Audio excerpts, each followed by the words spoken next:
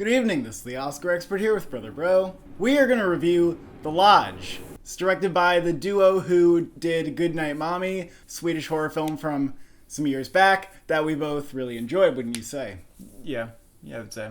And this one stars Riley Keough. It is another psychological horror, and it is not the kind that if you're looking for the thrills of horror movies that general audiences would expect from a movie, you don't even bother going to see this one, because when this ended, what remarks did we hear when this movie ended from other audience members? Why did I pay to see that? Or like, that was the worst thing I've seen. That movie was shit. What was the point of that? Those audience reactions shouldn't totally deter you, but they do speak for something perhaps legitimate. You know, what did I think of this movie?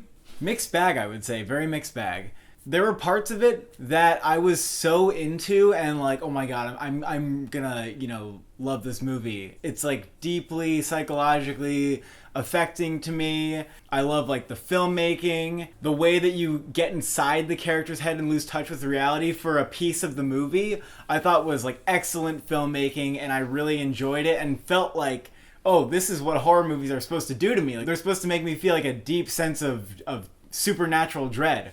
But I didn't feel like the ending paid off in this way, because the movie sort of veers from being a more like abstract piece, about cabin fever, to like a more literal, like, this is what happened throughout the movie. Everything you were seeing was because this X, Y, and Z. And I didn't want it to go for that. Like, I personally would have enjoyed the movie if it went for more ambiguity and just kept getting more and really leaned into that psychological dread. But since it went for the literal route, and because there's not really anything to mull over in the ending, I ended up not enjoying the movie as much. I was very let down by the ending. There are sort of two like psychological concepts that seem to be at play here, simmering up in the first two acts. One is this fear that the kids have of, who is dad's girlfriend? And there's a sort of fear that's played off that. And then there's that of Riley Keough's character, which is disturbing past. It was so atmospheric and juicy in that way. I was always on the edge of my seat, hoping the film would reveal something really interesting about like what exactly this psychological horror is playing off of. And I will have to agree with Brother Bro here in that the movie didn't really pay off for either of those terrors. It sort of just felt like a literal explanation, like it was just a series of events that made this sort of crazy story. To my dismay, it's like a cautionary tale sort of thing. Yeah. And I don't like that. I didn't want that from the movie. I would still recommend this movie to people who are interested in a certain kind of horror. And the directing was still interesting. To me, what I got out of it was almost like I saw the movie in there that I wanted to see, which would have been, for me, really impactful, but I didn't receive that movie in the end. And I don't know if everybody will have this experience, but I felt like because it was a well-made movie, the sound was so interesting, the visuals at times were so interesting, because when it was leaning into that surrealism, it really enveloped me for a good, like, the middle of this movie. And I think that made it worth watching to me. I think the cinematography here really should be commended. I thought a lot of the lighting choices were very interesting. It almost looks like the cabin is like underlit at times. They even let the color temperature imbalance of like what's outside in the windows and like the blueness pour through in a way that was kind of eerie, and they really made it work. I thought the performances were very good. Again, the atmosphere and everything, the sound, all of that, I was just eating it up. If I put my expectations aside for how I wanted the movie to be and just look at it for what it was, let's say I watched this again, I think it's a movie that works still. And it's a movie that, it leaves you on a note that lingers in a way. I almost would be afraid to watch it again, because when I was watching it, I thought it would become something really interesting.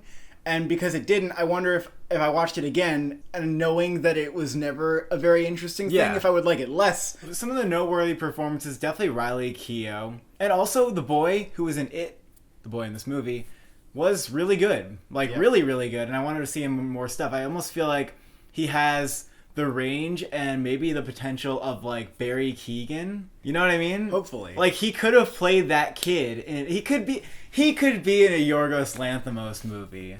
Oh, true. He could totally be in The Lobster. I think he has a lot of talent. I will say that the little girl was also very good. Oh yeah, For sure. Very, very good. Yeah. The reaction of audience members of like, what was the point of that, is kind of interesting because the movie gives you like a pretty clear answer to what it is. It's not even the most ambiguous movie, but it still feels like it lacks a point because it feels like the kind of movie that's trying to make one. I don't know if there are people who perceive that this movie has a point to it. Not sure if it has much of one. What the movie was doing visually and also story-wise for a little bit was like making a purgatory for these characters to live in. Like the way that the camera sort of floats like along the roof of the house, you feel like everything's like closing in around them, like the dollhouse parallels. It like made you feel that hell for a little bit, but then it sort of backpedaled and said, like, no, never mind, like this is not that. I did actually remember that I wanted to mention how often ceilings are in this movie. The cinematographer always makes sure that the ceiling is in the shot in a weird way. Either the camera's high up. Yeah. I thought that was like really cool. You know, it captures like the feeling of the room from like a distant perspective. I just really like being enclosed. Yeah, and it's being like trapped. Like I mean, that's like the cabin fever part of the movie too. Yeah, and like the icy coldness, I thought was like really good. I would take a cold bath in this movie, even though it's not fun. I would go and I would shiver up, and I would enjoy feeling bad about it. You know, the cinematography had like a quality about it. I don't know if the film was shot on film or not, but if it was shot on film, I would say the way that the light hits the physical film or whatever it does, the impression that it makes is unique. There was like a tactile quality about it, which I think is important in many movies, such as like Texas Chainsaw Massacre. Like the graininess sort of contributes to like your feeling of unease, and this movie kind of had that too. I'm interested what the directors will do next, but I just feel like they're not ever going to deviate in a significant way where they're going to overcome like the fact that their movies don't necessarily end the best. I think they feel the need though, when as writers, to resolve everything and to say, oh, this is what happened. Goodnight Mommy did the same thing, and that's where people complain about it. It kind of like collapses the meaning into one thing.